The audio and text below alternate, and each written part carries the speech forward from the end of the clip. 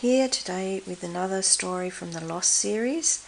This one is about Princess Melikoff, and her book is called Now and Then, and it's a big book, it's a big story. So just a little bit about the story, the book itself. It's covered in a very dark green velvet, which is I thought was kind of gave it a royal feel. It's actually an upcycled men's waistcoat in very dark velvet, and I have hand embroidered this heavily jewelled necklace on the front because she was a princess, and I thought it would be quite fitting to give her some jewels.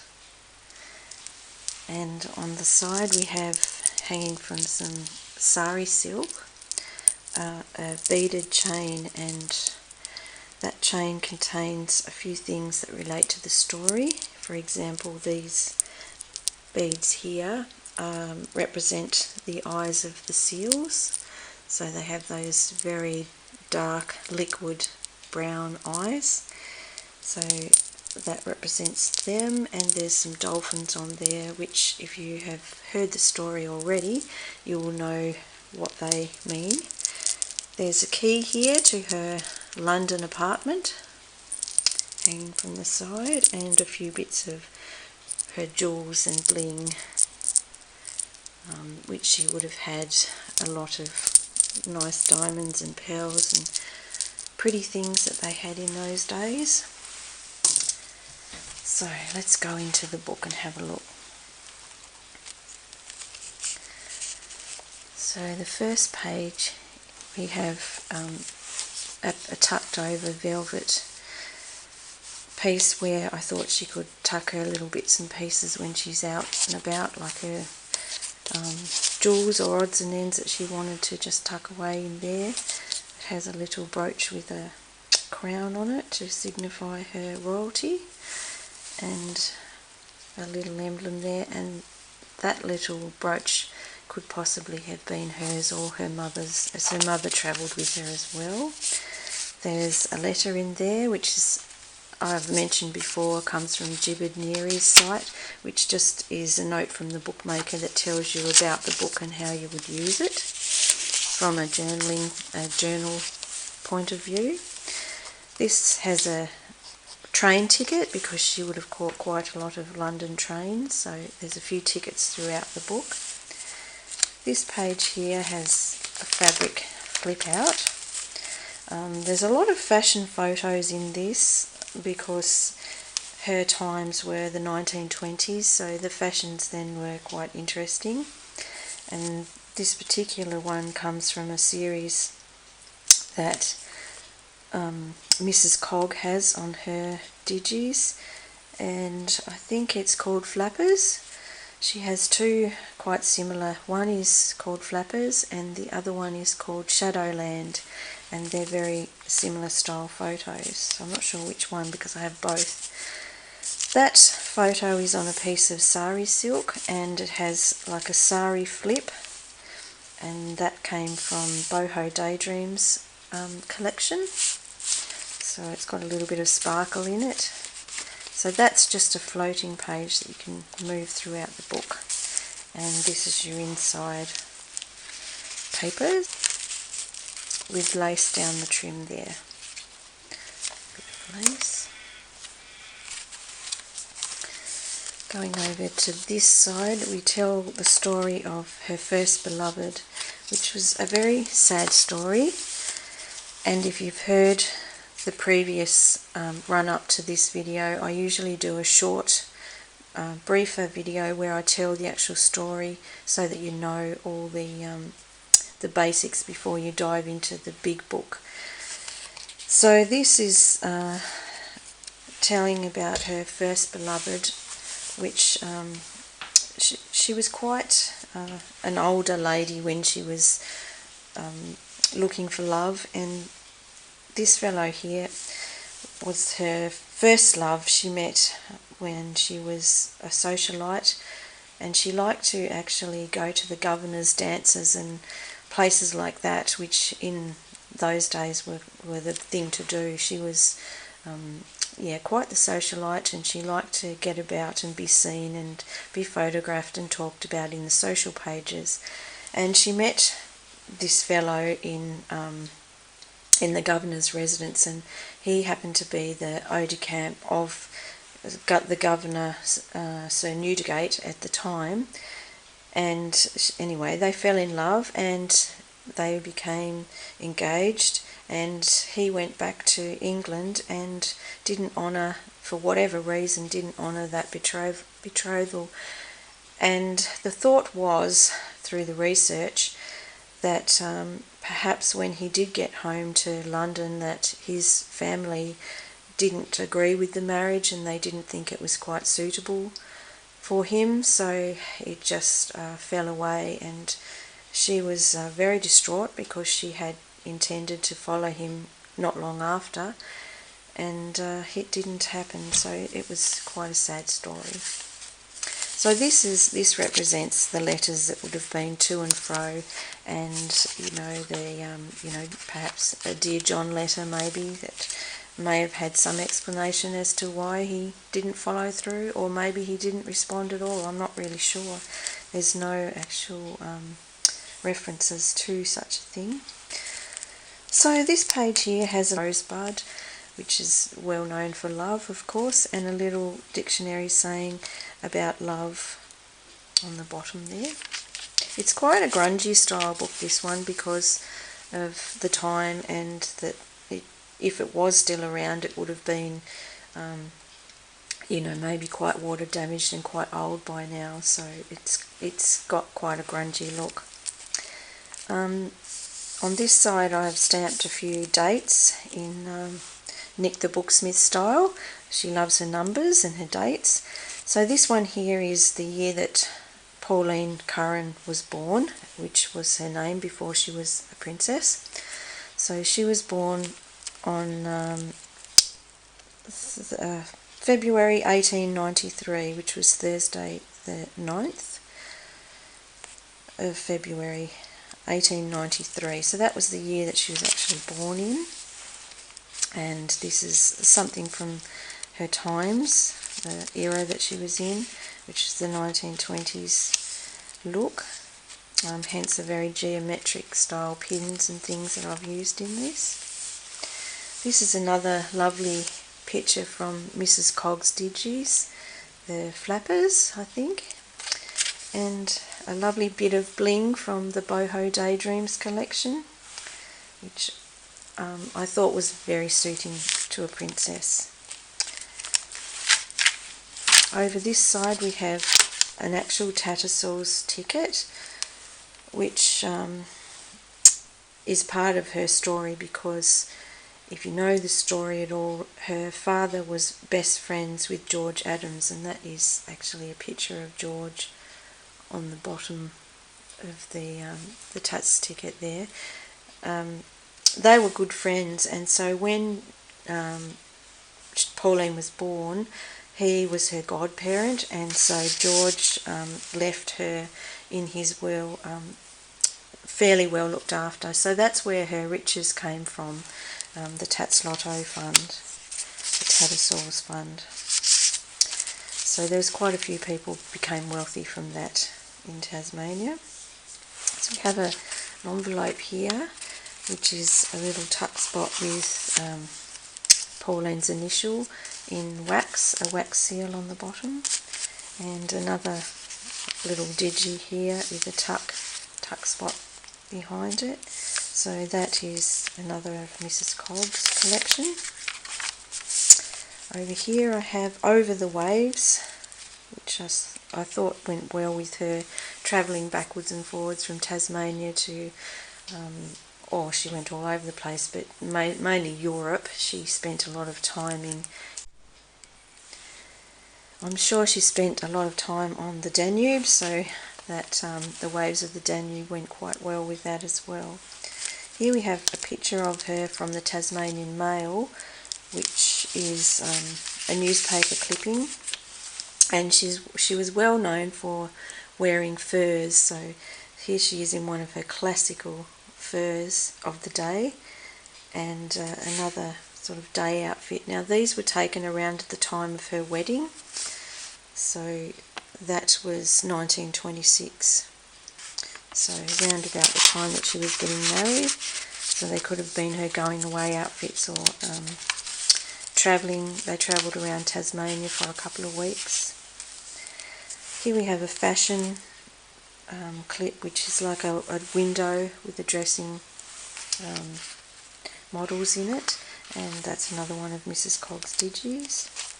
I've got a map here which shows you where Tasmania is, so that's where she spent most of her young life, and up until she got married, so her early 30s, and then she went to Sydney, and then she went from there to Cairns, and they lived on the Riviera for a while, and from there she went to London, back to London, which she called her home for most of her life. So we have a car in here, and the reason that is there is because on her wedding she bought one very similar, and she she bought it to tour around Tasmania on their honeymoon with, but she ended up having to replace it because on the day of the wedding it was clambered over so much that there was quite a bit of damage to it. So she found that she wasn't happy about that, so she actually replaced it. So she bought two. Just got a bit of gold tissue trim here. And this one here is another of Mrs. Cogg's digis, which I'm not sure whether it's Shadowland or the Flappers, but one or the other. And that's just the tuck pocket there for putting things in.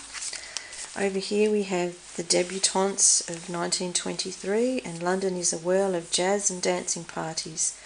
And she ended up going to those because when her first romance fell through, she, of course, her mother was very worried that she was going to get left on the shelf, as she was in her 30s by now, and she was the youngest of 10 children, so she was at home with her mother, and her mother decided it was her job to go out and find her a very good husband.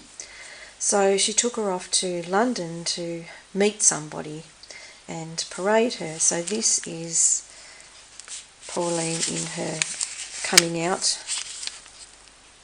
gear. So that was her outfit for the time. So she went to actually find herself a husband and was dressed up for the occasion. And as it turned out, that was a very fitting thing for them to do, because that's where she met her prince. And there they are. That's Prince Maximilian and Pauline after their marriage, and they make a lovely pair. They were destined to go back to London, or actually he wanted her to go and meet some of his family, which was from Tbilisi. His family were actually from Georgia, so they had to leave in a hurry after the Bolshevik downfall, so they weren't able to stay there, and they lost their position. So he was a man that had title, but he lost all his riches and wealth, and she was the opposite, so he had to find himself a new life, and she wanted the status, so actually they made a good pair in that way. So how they met was driving around London and Europe. They needed a driver, so what Max was doing at that time was driving socialites around, because he came to London to escape and had nothing, so he had to make a life for himself. So he was driving dignitaries around, and that's how he met her. He was driving her and her mum. So this is another one of Mrs. Cogg's digis, and it says Squaring the Circle, and just some pictures from the era. playing tennis and the kind of things that they did, how they filled in their time in those days. These are both pockets here that you can put in front of or behind tickets and things. So just fashion of the era. I have a camel on here because like a lot of them did in their time, travelling on camels was the thing to do. So on one of their holidays they actually went camel riding, of the many things that they did. So there is a picture of them. It's a very sketchy one from an old newspaper, but it's of her husband and her mum riding camels. So that's what they're up to. Just have a bit more Art Deco sort of decoration, or Art Nouveau, which is similar around about the time. There's a little letter with a letter dangle on it. She would have had a lot of correspondence. And another one of Mrs. Cogstidge's, Norma Shearer, which is a lady from her era. And Pauline was very into fashion, so she would have collected a lot of fashion labels and pictures and things that she liked to wear, because the public actually looked to her for fashion advice whenever she came back to Tasmania, which she did quite regularly.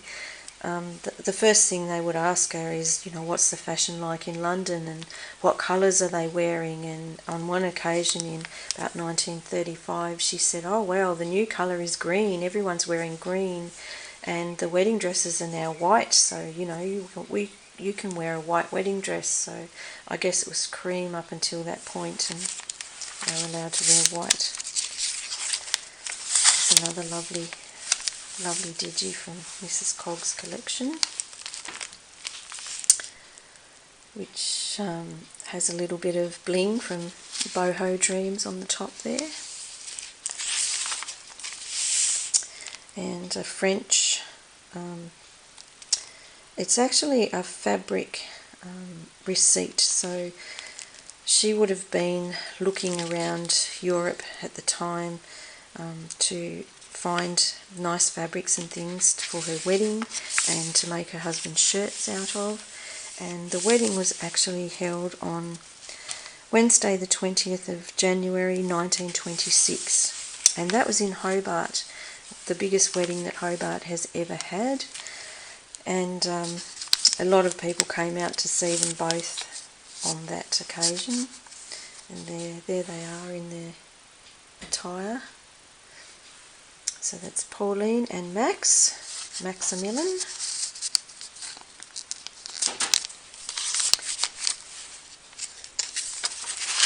So he was the prince, and so she became a princess.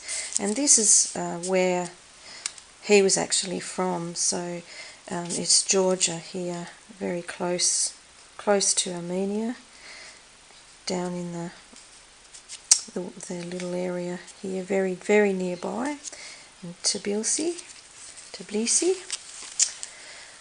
I have a Tsar egg because of his connection with the Tsar. His family worked very closely with the Tsar, and part of their job was to protect the things like the Fabergé eggs. So when the time come to scatter, they would have had to hide all of this stuff in a safe place. And that particular one did go missing for quite a while, and I have tucked in there the story about that particular egg and where it ended up, and the times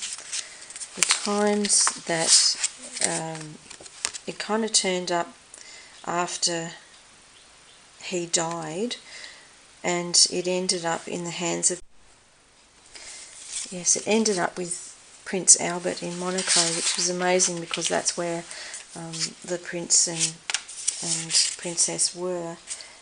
And I don't know sort of where it was in between, but it was sold to a museum, and eventually the prince bought it back, so that's where it is now.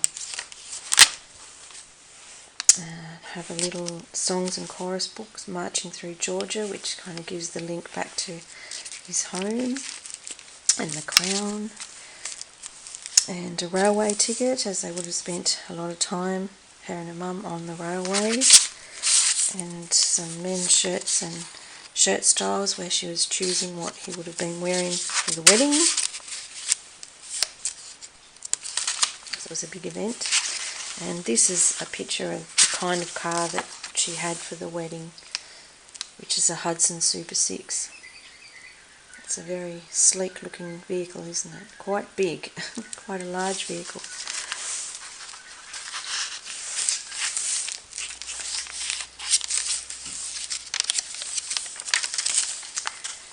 Another lovely picture there from Mrs. Cogg's collection, and some more bling from Boho Daydreams.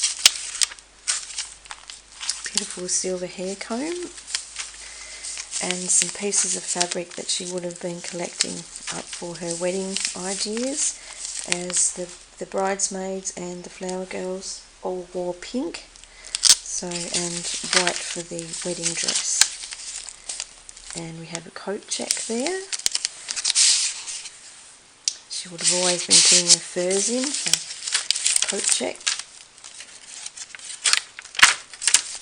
And there she is with her lovely big coat, fur-lined coat, and the big car behind her, and that would have been probably taken as her going away outfit.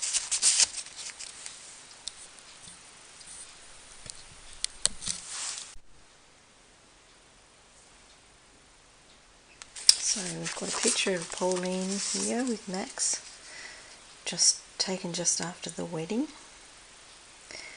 in her lovely furs that she used to like to wear, and her classic hat. Max looks quite dapper there.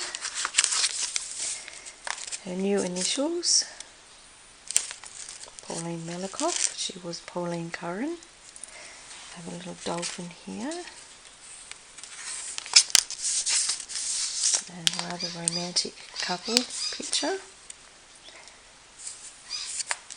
and some of the old cars, which I think I went through before, but they are the cars from her day, of course, the type of cars that she liked to drive around in, particularly this one.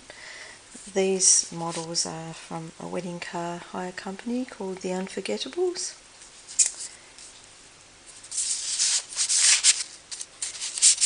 And we have an actual ad for one of the cars from her era, and I just thought it was very interesting that the advertising states that it rides like an all-steel train, which doesn't sound that comfortable to me. As rigid as a steel building, a 30-minute ride will win you. Doesn't really sound like the kind of car you'd want to cruise around in, but that was the advertising from the Times. And the Hudson coach, which is another design similar to that one. I've got a belly band down the middle there for holding some of her important notes and maybe official mail.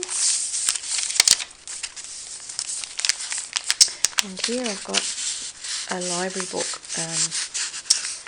a book called Far from the Madding Crowd, which I thought she might be reading on the boat on the way over on her long journey.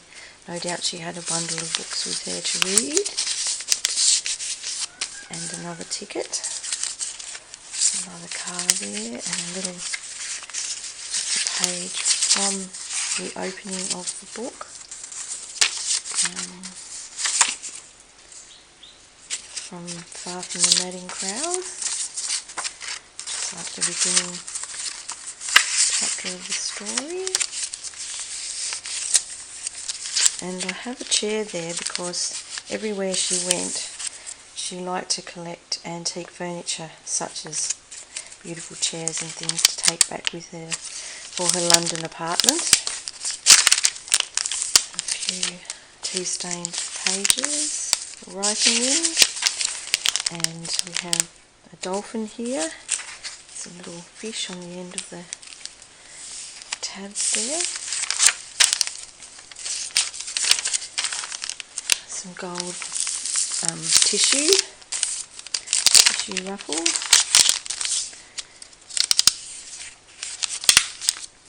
A few pages, tea stain pages, and a little cute little envelope, a book page envelope.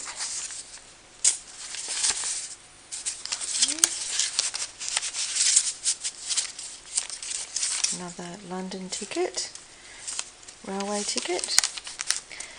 Got another one of Mrs. Cogg's lovely digis here, and a tag with a pearl, little pearl beads on the end. It's the classic outfit that she would have worn in the times. I think there's not too much shadow on there. The sun's sort of come out and casting a bit of shadow on there. So here we have a couple going on a picnic in a similar vehicle to hers in the day, lace trim and that. And this is the family roots for Max's family, and this is Max's grandfather. Max was actually the great-grandson of George XII, late King of Georgia, and Max's grandfather's name was Levin Melikoff, and he was born in October 1817 and died in March 1892 from Tbilisi. Just to give you a little bit of the background of his family. So this is Max's grandfather, Prince Levin Melikoff.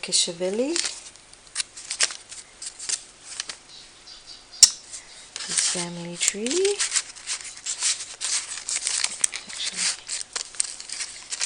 And the crown, prince's crown, of course, to signify their royalty. And I've put in here a portrait of a lady, because one thing Pauline definitely was a lady. She really lived that high society lifestyle of a lady all her life. There's another little tag with the pearl beads. And some tea-dyed lace trim, cotton lace trim, and a little green, cute little green tassel down the bottom. And here we have an ocean steamer, paddle steamer, which she travelled quite frequently on. And I have a little book here which is like her ticket or passport on the Orient Line steamer. And that's a picture of herself. So it's kind of like a little pass book really. And in here we have the Orient Line Otranto, which is what she came back to Tasmania on one trip, and the passenger ticket, which says Mrs. P. Melikoff and Mrs. E. Curran. And she had originally planned to come with her husband on that trip, but he had to make prior arrangements because his father had died, so she took her mother instead. Well, her mother travelled with her quite often wherever she went anyway. So a little flip there with another pocket, another tag with pearls on. On this side we have a tag with a bed. Now that signifies an advertisement that I read where she was actually selling her big bed in London, which was made of green brocade, and the press felt that that kind of signified the end of her relationship, that she was actually selling the marital bed. It was no longer required. And I've got a raven feather and a raven here, because if you know the history of mythology involving ravens, they tend to signify bad news or even death, harbingers of death. And we've got the death of Prince Maximilian Melikoff. Now, Max died fairly young. I'll just read this little bit to you. Prince Maximilian Melikoff, who married Miss Pauline Curran, daughter of the late Sir Mr. John Curran of South Australia, has died at Southsea at the age of 54. Prince Maximilian, once a wealthy Russian aristocrat, became penniless at the time of the Russian Revolution and fled to England. He met his future wife at Monte Carlo, and they were married in a brilliant ceremony in Hobart in 1926. In 1934, Prince Maximilian was working in the Ascot stables of Sir Archibald Weagle, a former governor of South Australia. So that's a notice of his death. And here, just sort of before he died, he spent a lot of time out hunting wildlife. So I've got the jungle with the big cat, and I've got here a little, I think it's a panther on the edge of this tag, and the story of Prince Melikoff, big game hunting in Africa. Princess, sorry. The following is from the Star, Johannesburg, South Africa. One of the latest arrivals in the city is Princess Melikoff, who has been on safari with her husband, Captain Prince Maximilian Melikoff, in Kenya. Prince Melikoff is the younger son of General Prince Peter Melikoff de Somel. We came from Genoa to Mombasa and then to Nairobi, said Princess Melikoff to a representative of the Star, and my husband has remained behind to do some more shooting. We have had very good sport and got many kinds of antelope and black-maned lion, quite a record specimen. My husband wants to get an elephant and a rhino. We are both very fond of shooting and were on safari in India last year when we were guests of the Maharaja of Bhartupar. There were tigers shooting from the Mashan in a tree, and I certainly felt safer than I did in our brass bomber when the lion came along to the kill we had placed for him. It was before dark, and we had a splendid view as he stood and looked around and then straight at us. Princess Melikoff has two unusual pets, Brazilian monkeys, tiny little fellows who live in a box, and they are so small that the box itself would only hold 2 or 3 canaries, with comfort. She lives part of the year in London and part at Nice, where her husband's people have their home. Before her marriage, Princess Melikoff was Miss Curran, the youngest daughter of the late Mr. John Barry Curran of Hobart, and her mother is travelling with her. She was married in Hobart in 1926. And that's from the National Library of Australia, that clipping.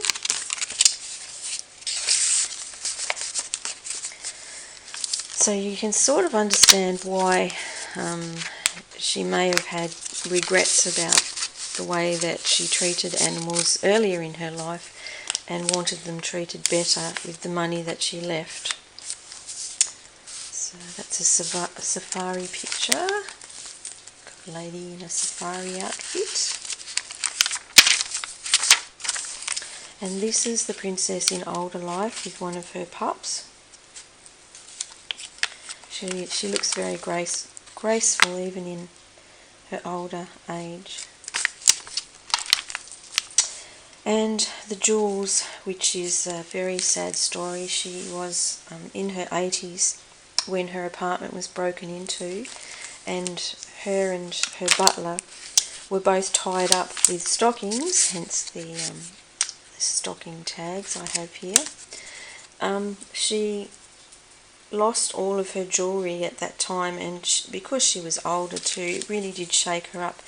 And before that actually happened, they were planning on coming back to Tasmania. She wanted to spend her older years at home, what she called home, Tasmania. But that shook her up so much. She became very withdrawn, and she didn't end up making the journey back home before her death. So I have here a poem, A Slumber Did My Spirit Seal, by William Wordsworth, which kind of sums up, the stage that she's at in her life. And some more stockings, and I have lots of seals.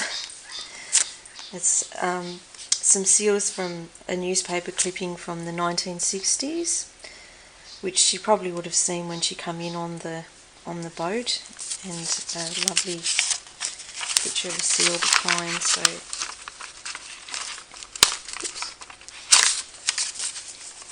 we have a beautiful antique picture of a seal there. And I have a seal lullaby on that side, and a lovely seal here, and a picture of a seal. Now the reason that I do have all of these seals in here is because she absolutely loved the seals. This picture is from a beach in Tasmania, on the west coast of Tasmania, so a very real seal. And when she died, she left a huge amount of her money to the care of seals and the management of seals. So she died in 1988 on the 30th of January. And so she left some of her money to the aged care home that she had friends in that she used to come and visit, and she left a little bit to Greenpeace. Her money that was from the London apartment went to Greenpeace, and a huge amount of money was actually left to the Tasmanian Parks and Wildlife for the care of seals. That amount was 16 million, and they're still using that money today for projects. And they actually they put her name on the side of a little dinghy which says Princess Melikoff, and I thought, I don't think she'd be that chuffed with a little dinghy. Being the type of person that she was, I think she would have preferred something a little grander than like a little tin boat. But there you go. So that's the princess's story.